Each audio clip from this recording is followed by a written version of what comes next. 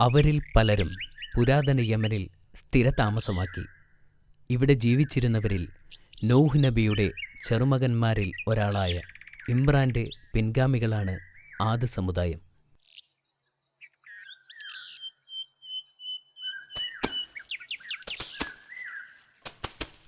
ആദ് സമുദായം സമ്പന്നരായിത്തീർന്നു. അവരുടെ കഴിവുകൾ പ്രകടിപ്പിക്കാൻ അവർ സമീപമുള്ള എല്ലാ മലമുകളിലുമായി വലിയ ഗോപുരങ്ങളെ പ്രതിഷ്ഠിച്ചു. അവരുടെ കഴിവിൽ ആദ് സമുദായം അഭിമാനിച്ചിരുന്നു. ആദ്യം അവരെല്ലാം നല്ല ഈമാനുള്ള മുസ്ലിം ആയിരുന്നു. അവർ അള്ളാഹുവിനോട് പ്രാർത്ഥിച്ചിരുന്നു. എന്നാൽ കാലം കഴിയുന്തോറും ശൈത്താൻ അവരെ വഴിതെറ്റിച്ചു. അവർ അള്ളാഹുവിൻ്റെ മുന്നറിയിപ്പുകളെ അവഗണിച്ച് വിഗ്രഹങ്ങളെ ആരാധിക്കുകയും മോശമായ വഴികളിലൂടെ കടന്നു പോവുകയും ചെയ്തു.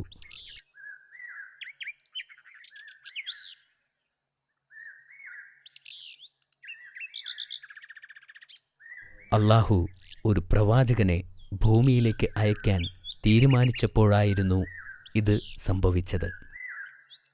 ഇക്കാലത്ത് അള്ളാഹു ഹൂദ് നബിയെ അവരിൽ നിന്ന് തന്നെ പ്രവാചകനായി തിരഞ്ഞെടുത്തു.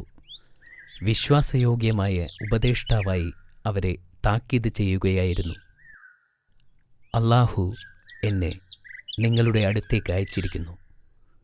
അള്ളാഹു എല്ലാം പഠിപ്പിച്ചു. അവൻ നിങ്ങൾക്ക് ഈ ലോകത്തെ തന്നിട്ടുണ്ട്. അവൻ നിങ്ങൾക്ക് നിങ്ങളുടെ മക്കളെ തന്നിട്ടുണ്ട്. അവൻ നിങ്ങൾക്ക് മൃഗങ്ങളെ നൽകി എന്ന് ഹൂദ് നബി സ്വല്ലല്ലാഹു അലൈഹി വസല്ലം തൻ്റെ ജനതയോട് പറഞ്ഞു. നിങ്ങൾ വ്യാജദൈവങ്ങളെ ആരാധിക്കുന്നത് നിർത്തണം.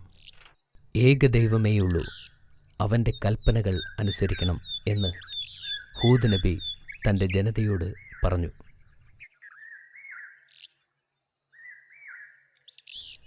എന്നാൽ ആദ് സമുദായം ചോദിച്ചു, നീ ഞങ്ങളെ ഉപദേശിക്കുന്നതെന്തിനാണ്? അവർ പ്രവാചകനെ ധിക്കരിച്ചു.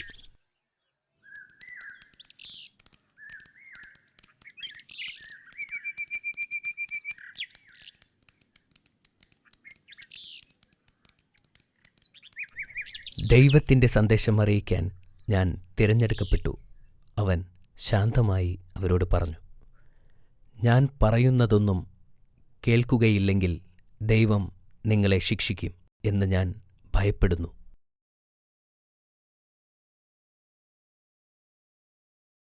അദ്ദേഹത്തിൻ്റെ വാക്കുകൾ അവർ ചെവിക്കൊണ്ടില്ല. അവർ പറഞ്ഞു, നിങ്ങൾ ഒരു നുണയനാണ്. ഞങ്ങൾ നുണയൻ്റെ വാക്കുകളെ ശ്രദ്ധിക്കേണ്ടതില്ല. പ്രവാചകൻ പറഞ്ഞു, ഞാൻ കള്ളം പറയുന്നവനല്ല. ആദ് സമുദായം പറഞ്ഞു, നീ സത്യവാനാണെങ്കിൽ നീ പറയുന്നത് സത്യമാണെന്ന് തെളിയിച്ച് കാണിക്കേ. അള്ളാഹുവിൻ്റെ ശിക്ഷ ഞങ്ങളിലേക്ക് ഇറങ്ങുന്നത് കാണിക്കേ. ഹൂദ് നബിക്ക് ഇത് കേട്ടപ്പോൾ ദുഃഖവും നിരാശയുമായിരുന്നു. ഞാൻ ഒരു നുണയനല്ല, ഞാൻ ദൈവത്തിൻ്റെ പ്രവാചകനാണ്. അവൻ അവരോട് ആത്മാർത്ഥമായി പറഞ്ഞു. എന്നാൽ ആരും അവനിൽ വിശ്വസിച്ചില്ല. വ്യത്യസ്ത ആളുകളോട് പ്രസംഗിക്കാൻ പ്രവാചകൻ ശ്രമിച്ചു. പ്രവാചകൻ അവരോട് ചോദിച്ചു, അള്ളാഹു നിങ്ങൾക്ക് നിങ്ങളുടെ അധീനത നൽകിത്തന്നത് ഓർക്കുക. അവനാണ് എൻ്റെ രക്ഷിതാവും നിങ്ങളുടെ രക്ഷിതാവും. അതിനാൽ അവനെ നിങ്ങൾ വിശ്വസിക്കുക. ഞാൻ നേരത്തെ നിങ്ങൾക്ക് മുന്നറിയിപ്പ് നൽകിയിട്ടുണ്ട്.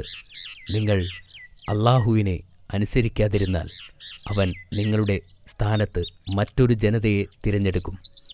എന്നാൽ ആദ് സമുദായത്തിൻ്റെ മൂപ്പന്മാർ നബിയെ തള്ളിപ്പറഞ്ഞു. അടുത്ത ദിവസങ്ങളിൽ ആ പ്രദേശത്തെ ഒരു വരൾച്ച വ്യാപിച്ചു. സൂര്യൻ്റെ ചൂടേറ്റ് മരുഭൂമിയിലെ മണൽത്തരികൾ ഉണങ്ങി. എന്നിട്ടും ജനങ്ങൾ വിഗ്രഹങ്ങളെ ആരാധിച്ചുകൊണ്ടിരുന്നു. എന്നാൽ വരൾച്ച 3 വർഷങ്ങൾ നീണ്ടുനിന്നു. ഒരിക്കൽ നബി തിരുമേനി നമസ്കരിച്ചപ്പോൾ അള്ളാഹു പ്രവാചകനോട് തൻ്റെ യഥാർത്ഥ വിശ്വാസികളെ കൂട്ടിച്ചേർക്കുവാനും ഈ നഗരം വിട്ട് പോകുവാനും പറഞ്ഞു. അടുത്ത ദിവസം നബി തങ്ങൾ തൻ്റെ അനുയായികളെയും കൂട്ടി ആ പ്രദേശം വിട്ടു. അള്ളാഹു ആദ് ജനതയെ ശിക്ഷിക്കാൻ പോവുകയാണെന്ന് അവനറിയാമായിരുന്നു.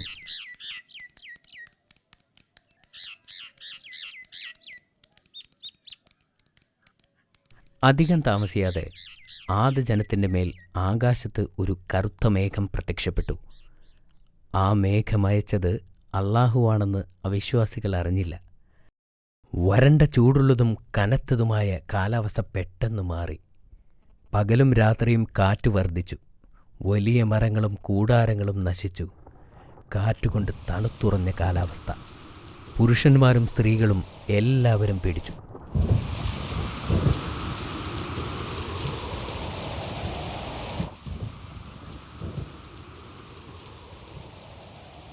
അത് അല്ലാഹുവിങ്കൽ നിന്നുള്ള ശിക്ഷയാണെന്ന് മനസ്സിലാക്കി അവർ ഓടി രക്ഷപ്പെട്ടു. വീട്ടിലേക്ക് ഓടി ഒളിച്ചിരുന്നു. പക്ഷേ ശക്തമായ കാറ്റ് അവരുടെ വീടുകൾ തകർത്തു. ജനങ്ങൾ അവർ കെട്ടിപ്പടുത്ത വലിയ കെട്ടിടത്തിൻ്റെ അടിവാരത്തിൽ ഒളിച്ചിരുന്നു. എന്നാൽ കാറ്റ് വളരെ ശക്തമായിരുന്നു. കെട്ടിടങ്ങൾ തകർന്നു വീണു. അവിശ്വാസികൾ അതിനിടയിൽപ്പെട്ട് മരിച്ചു.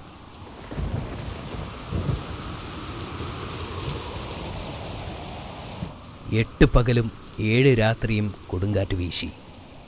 ആ പ്രദേശം മുഴുവൻ നശിക്കുന്നതുവരെ കൊടുങ്കാറ്റ് നിന്നില്ല. ആദ് ജനതയിലെ സകല ദുഷ്ടരും നശിക്കപ്പെട്ടു. അല്ലാഹുവിൻ്റെ മുന്നറിയിപ്പുകൾ ശ്രദ്ധിച്ചതിനാൽ പ്രവാചകനും അവൻ്റെ ജനതയും സുരക്ഷിതരായിരുന്നു. അവർ ഹദ്രമത്തിലേക്ക് പലായനം ചെയ്ത് സമാധാനത്തോടെ ജീവിക്കുകയും തങ്ങളുടെ യഥാർത്ഥ ദൈവമായ അല്ലാഹുവിനെ ആരാധിക്കുകയും ചെയ്തു. മാഷാ അല്ലാ, ഇതൊരു അത്ഭുതകരമായ കഥയായിരുന്നു. നിനക്കിഷ്ടപ്പെട്ടതിൽ വളരെ സന്തോഷമുണ്ട്. ഈ കഥയെക്കുറിച്ച് എന്താണ് ചോദിക്കാൻ പോകുന്നത്? ഞാൻ ചോദിക്കാൻ തുടങ്ങട്ടെ. നീ തയ്യാറാണോ അമീർ? അതെ ബാബാ. പ്രവാചകൻ ഹൂദ് നബി സ്വല്ലല്ലാഹു അലൈഹി വസല്ലം എവിടെയാണ് ജീവിച്ചിരുന്നത്? ആദ് പ്രദേശത്താണ് ജീവിച്ചിരുന്നത്. ഉത്തരം ശരിയാണ്. Very good. അടുത്ത ചോദ്യം. ആദ് ജനതയുടെ പാപങ്ങൾ എന്തൊക്കെയാണ്? ഞാൻ നിനക്ക് 3 ഓപ്ഷൻസ് തരാം. ചൂതാട്ടം, വിഗ്രഹങ്ങളെ ആരാധിക്കൽ, മോഷണം. അത് ഓപ്ഷൻ ബി, വിഗ്രഹങ്ങളെ ആരാധിക്കൽ. അത് വീണ്ടും ശരിയാണ്. ഓ, വെരി ഗുഡ്. താങ്ക്സ് ബാബാ. അടുത്ത ചോദ്യം ഇതാ. ആദ് ജനതയുടെ കഴിവുകൾ എന്തെല്ലാമായിരുന്നു? എനിക്ക് ഓപ്ഷൻസ് തരാമോ? തീർച്ചയായും. ഓപ്ഷൻ എ കരകൗശല നിർമ്മാണം, ബി ഗായകർ, സി നർത്തകർ. അവർ കരകൗശലത്തിന് മിടുക്കരായിരുന്നു. ആഹാ, ശരിയാണ്. എന്നാൽ പിടിച്ചോ, നിനക്കുള്ള അടുത്ത ചോദ്യം. ആദ് സമുദായത്തെ അല്ലാഹു ശിക്ഷിച്ചതെങ്ങനെ? ആദ് ജനതയിലേക്ക് ഒരു വരൾച്ചയെ അയച്ചു. അപ്പോഴും ജനങ്ങൾ പ്രവാചകനെ പരിഹസിച്ചു. അല്ലാഹു അവരിലേക്ക് വലിയ കൊടുങ്കാറ്റയച്ച് അവരെ എല്ലാം നശിപ്പിച്ചു. മാഷാ അല്ലാഹ്, വെരി ഗുഡ് മൈ സൺ. പ്രവാചകനും അനുയായികളും ആ കൊടുങ്കാറ്റിൽ പെട്ടിരുന്നോ? ഇല്ല, നബിക്കും അനുയായികൾക്കും അപകടമൊന്നും സംഭവിച്ചില്ല.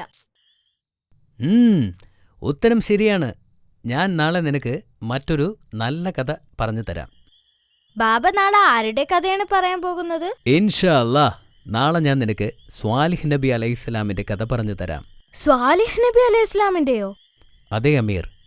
ആദ് നാശത്തിനു ശേഷം തമൂത്തിന്റെ ഗോത്രക്കാർ അവരെ പിന്തുടർന്നു. അവരിൽ ഈ പ്രവാചകൻ ജീവിച്ചിരുന്ന കാലമായിരുന്നു അത്. അത് വളരെ രസകരമായ ഒന്നാണ്. ഞാൻ വളരെ ആവേശത്തിലാണ്. ശരി, നീ ഇപ്പോൾ ഉറങ്ങാൻ പോവുക. Good night. Good night.